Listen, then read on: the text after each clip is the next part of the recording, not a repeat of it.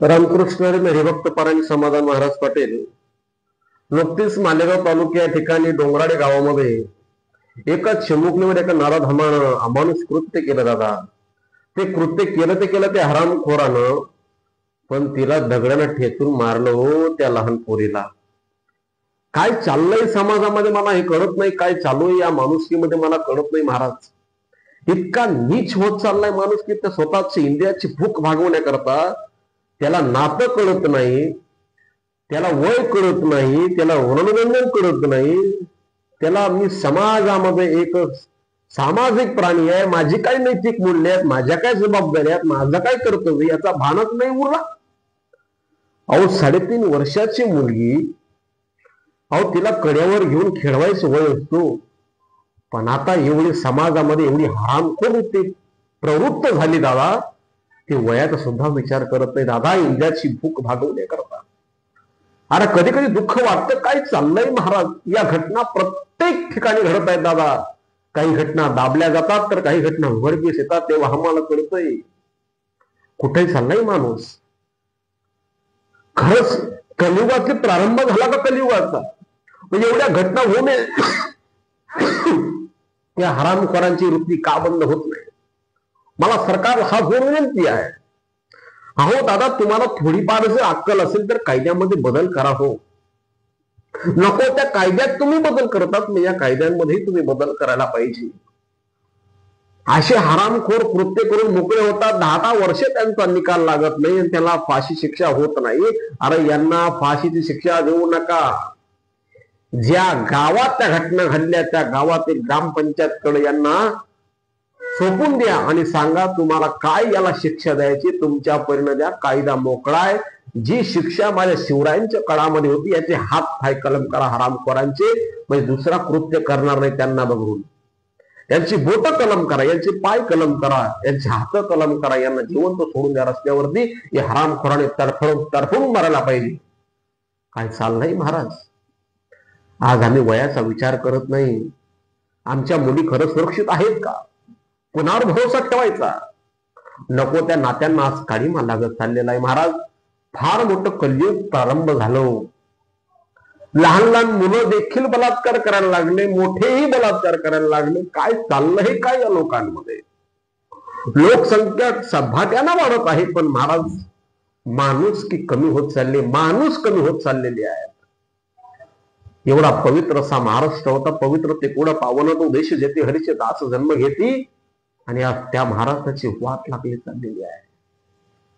वासनेच्या अधीन चालले गेले सर्व लोक, आणि आज लोक मारायला सुद्धा कमी होत नाही महाराज. कारण की मांस खाऊन लोक अक्षरशः हैवान झाले दादा. समाज फार अशांततामय झालेला आहे. अजिबात शांतता उरलेली नाहीये. पावली आमच्या मुलींना धोका आहे. मग आज गरज आहे, सरमायापांना विनंती आहे दादा, लहानपणी पोरगेला मुलाला इंग्लिश शिकवण्यापेक्षा धर्म संस्कार द्या. आज आम्हाला नवीन पिढीची सुरुवात करायची, नवीन युगाची सुरुवात करायची. आम्हाला भारत देशाला अखंडित ठेवायचा आहे. हा भारताला सांस्कृतिक वारसा आहे, या भारताला धार्मिक वारसा आहे. या महाराष्ट्राला साधू संतांची भूमी असं म्हटलं जातं दादा. धन्यता आहोत की आम्ही महाराष्ट्रामध्ये जन्माला आलो. पण महाराज या घटना पाहून माणसाला खूप दुःख होतं दादा. हरामखोर वृत्ती वाढत चाललेली ही दादा समाजामध्ये. आमच्या मुलींना आता इंग्रजी कमी शिकवा, कारण सोशल मीडियावर हरामखोर प्रवृत्ती चालू झालेली आहे. जो इंग्लिश नहीं बोलेगा वो टेम्पो चलाएगा, जो इंग्लिश बोलेगा वो मर्सिडीज में घुमेगा. हरामखोरांची पैदाशी तर माणूस घडवण्याची तयारी चालू आहे. आणि मर्सिडीज फिरून कुठं चालणार? जिथं जर आया बहिणीवरती बलात्कार होणार तर सुरक्षितता कुठं राहणार? कायद्याचं बंधन कुणाला राहिलं नाही दादा.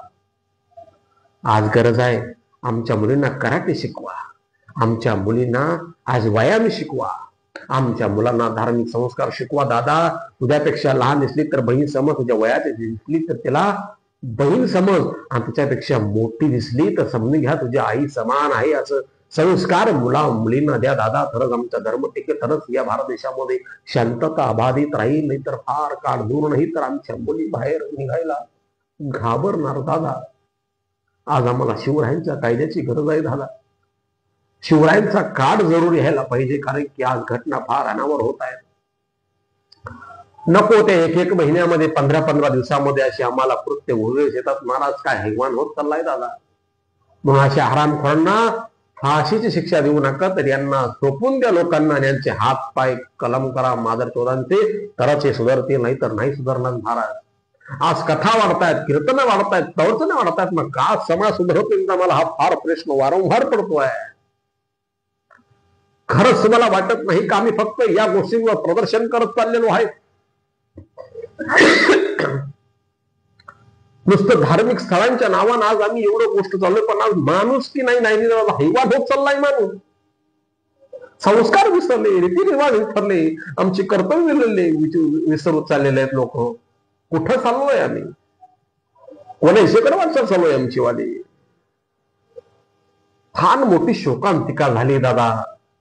कोणालाच काही देणं घेणं नाही दादा, कोणालाच काही देणं घेणं राहिलं नाही.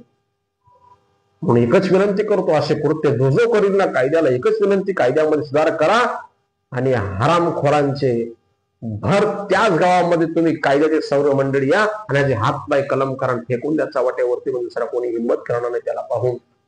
एकच आता संधी उरलेली भास.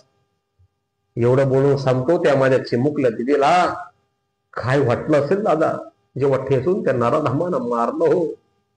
जीवन जगण्याचं वय होतं त्या कोंबड पोरीचं. तिला जीवन काय असतं हे पाहण्याचं वय तिचं होतं, पण आयुष्यातून उठून दिली ह्या मादरचोदानं. काय करावं दादा, समाज अधोगतीकडे वाटचाल करत चाललेला आहे. म्हणून आज गरज आहे धर्म संस्कारांची, आज गरज आहे अध्यात्म दादा. आज्ञा घेतो रामकृष्ण हरी.